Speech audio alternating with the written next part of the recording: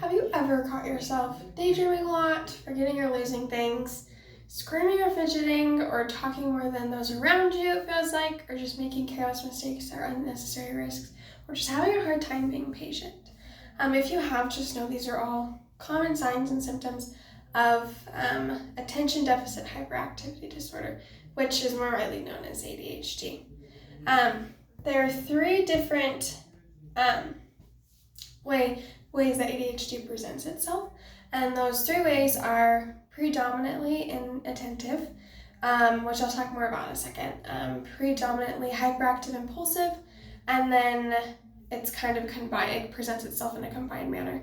So the first one, which is the inattentive, predominantly inattentive, basically means it's really hard to focus. I have a hard time staying organized.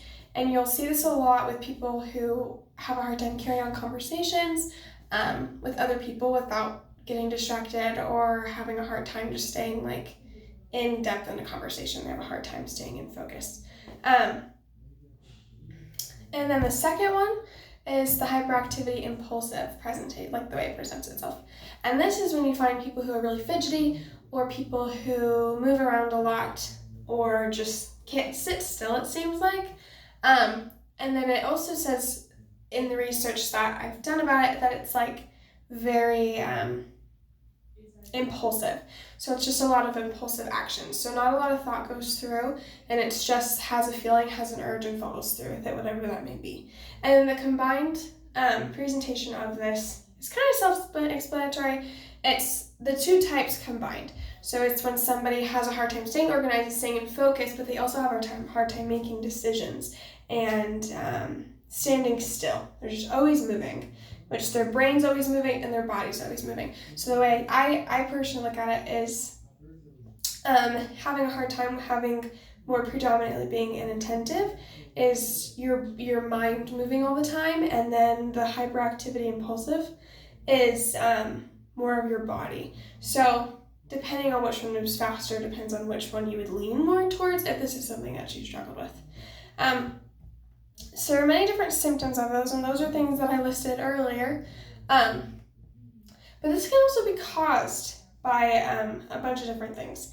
So they have some skeptics have said that it can be caused by people who had too much sugar during pregnancy, but this has been debunked and that says that it's not true. So the ones that they have found to be true, and actually have studies to back it up, are brain injuries can cause this, exposure to different environmental things like alcohol, tobacco during pregnancy, or just during a young age can cause this. Premature delivery can also cause this, or a low birth weight. So those are the types of ways that you see it more predominantly, and those can be the causes of that.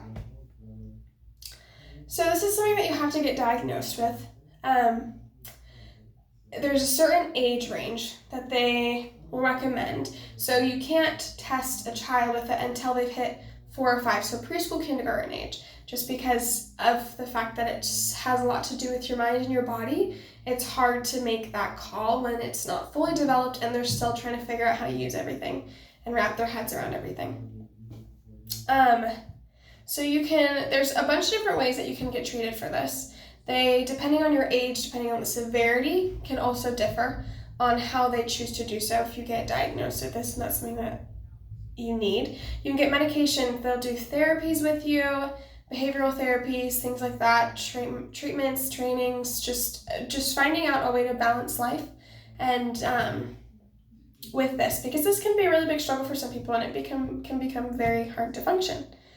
The statistics on this, men have a higher chance of having this than women. There's a 12.9% chance that,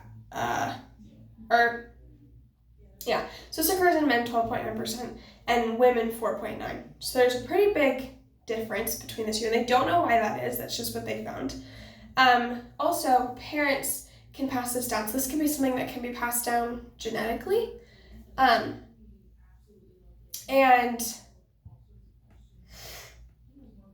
this can also lead to, because this is something, again, that you're living with and you're trying to learn how to live with, but because it has so much to do with your mind and your focus, depending on which way you lean on the way that it presents itself, A lot of teenagers will drop out of school because it's so hard for them to balance it, depending on the seriousness of the situation. This can also cause depression if not dealt with and treated as soon as found out. And also in really, really extreme cases, it can decrease somebody's life expectancy for up to 25 years. But again, this is a very severe case. It's only, out of all of the adults, only 41.3% are considered serious cases. So that's not, and that's just out of adults, that's not considering kids. And overall, this is something that they find more in kids than they do in adults, but 9.4% of American children have been diagnosed with ADHD. This can also, because there's always effects, right? Because like I said earlier, it has to do with your brain. So in teenagers, they'll find that they have, I think I mentioned this earlier, they have a higher chance of having depression, which can lead to a lot of self-harm, and they found that this happens mostly in women than it does in teenage men. And also, they found that 1 in 4 suicide attempts have been because of this diagnosis for somebody.